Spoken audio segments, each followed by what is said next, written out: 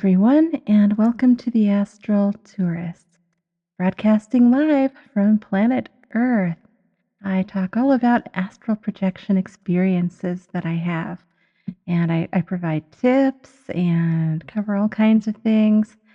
Soon I'll be reposting some older videos, so stay tuned for that, especially the newer folks. For today, I want to get into this experience I had just last night. I don't usually have too many false awakenings, but last night I did. So I woke up in bed and I thought I was actually waking up. I thought I was in my room. I leaned forward to sit up a little bit so I could see the VCR time from across the room, but it was too blurry. Now, that actually sometimes happens to me. Sometimes my eyes are just too blurry from sleeping and I can't see it. And I kind of just laid back and fell back asleep. So then I woke up again, second false awakening coming here. And I leaned forward again to check the time on the VCR. One of the things I do in the dreams and in the astral is I'm always wanting to check the time. It's a good reality check because you'll find the time will change or it'll be blurry. Again, the VCR time was blurry. So I decided, okay, I'm going to test this and look at the time on my phone. So I picked up my phone, which is right on the stand next to my bed. I usually have it turned over, so I picked it up, I turned it over, I looked at it, just a black screen. I made sure to press the button, and the button was there right where it should be. And still nothing. So I thought, did I turn it off? Did I turn my phone all the way off? No, I don't do that. And so I set it back down and I thought, okay, maybe, just maybe, I'm in the astral. But this time, you see, it felt so physical. And sometimes it's like that for me. So I have to really, really check it out. Because, you don't want to go through a window or run yourself into a wall or something and have it actually be the window or the wall, right?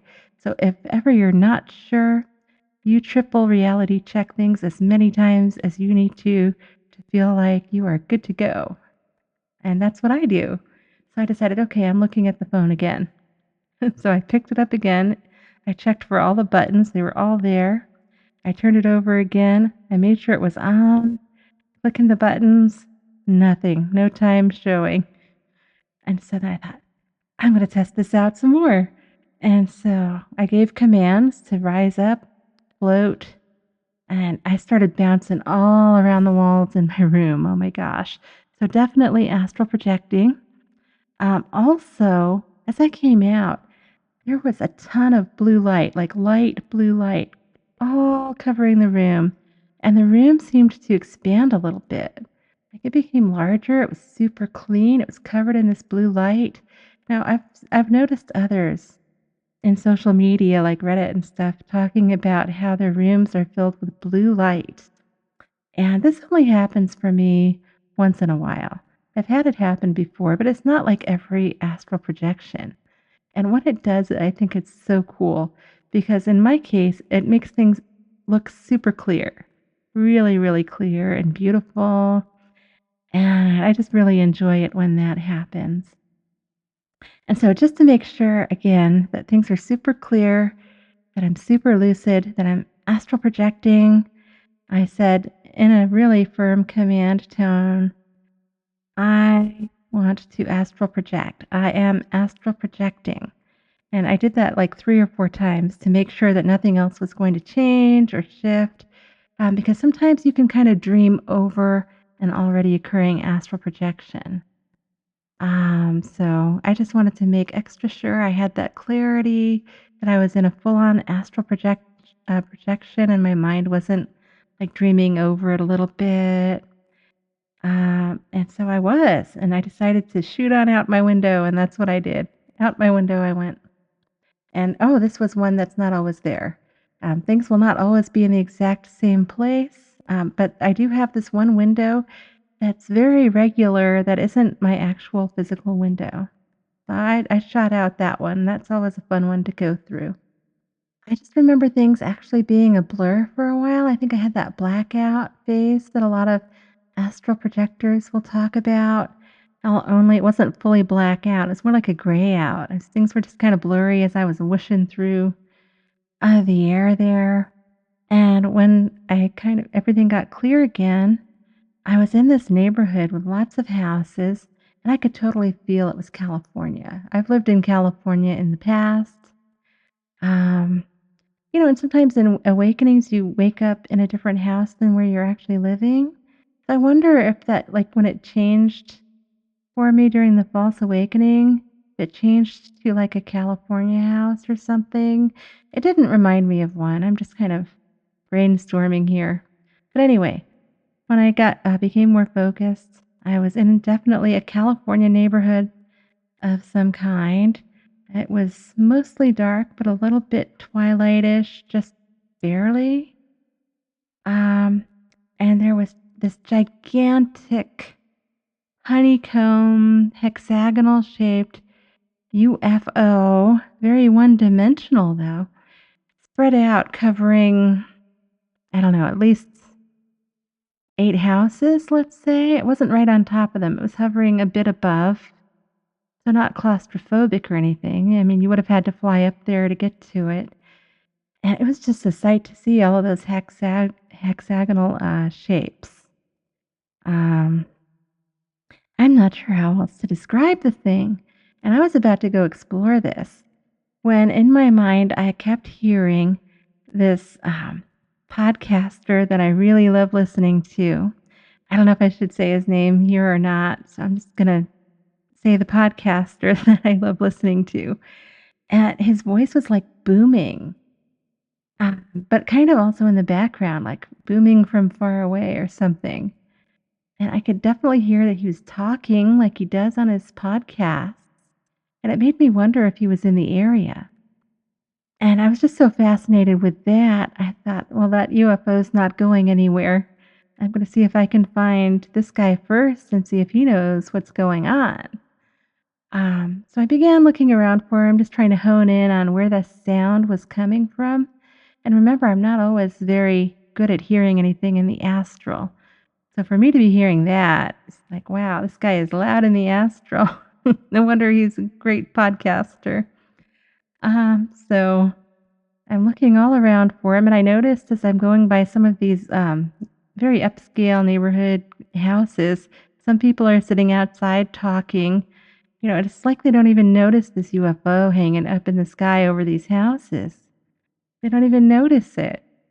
And I'm just like, okay. I don't know how you can not be noticing it, but I was really focused on trying to find this one person. And I did. I came like around the corner and he was sitting outside in a chair, just like some of the others were doing in the neighborhood. And he was talking to somebody else. And so when I came up, I tried not to surprise him. I kind of just came in gently, floating along. And he noticed me, and I stuck out my hand and said, hello. And we did shake hands just really briefly. I remember this one has mentioned he doesn't like being touched in the astral. Um, and so, that's why it was brief, I think. And that was fine with me. And that's why I stuck out my hand, like to make it optional. It could have just been hello, and that would have been fine. Um, so the next thing I did was I asked a question, and I have a reason for this, and this is a tip. Okay. So I said, are you astral projecting? And the reason I do this is because some people will react really badly, even if they are. Because if they're really absorbed in what they're doing, they'll be like, no, I'm doing this. So if they're not fully lucid, you can get a bad reaction or a really surprised reaction. And even if it's not a negative reaction, they could wake up because they get really surprised or excited that, yes, I am astral projecting, or, oh, I thought I was just dreaming. And then they'll start thinking about that. But it just gives like a gentle, like introduction to helping them get more lucid without shocking them into it. Like if they're really involved in it, like some people will dream over their astral projections. So if they're really involved in what they're doing in their mind, this could really surprise them.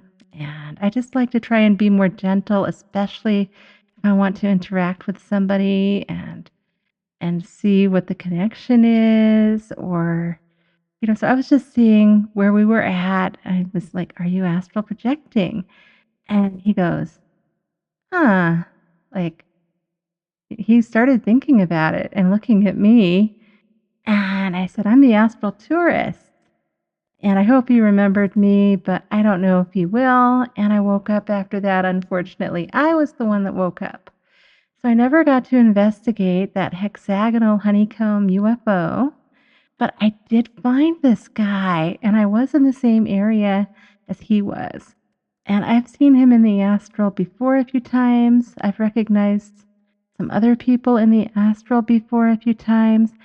And this is where, getting proof gets really tricky because not everyone will remember you. And I've had people say that they've seen me, and I told them I was the astral tourist, but I didn't remember them. And so it's really tough for both parties to remember. And there's a bunch of other reasons it's hard to prove anything. You're in different dimensions, things are not always in the same place. I see that question all the time on Reddit. My bedroom doesn't look the same. Well, no, it's not going to.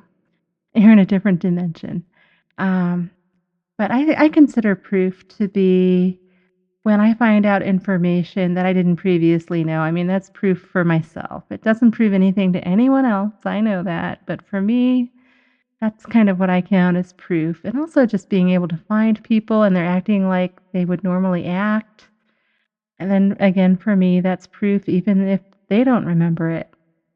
So, anyway, thanks so much for listening.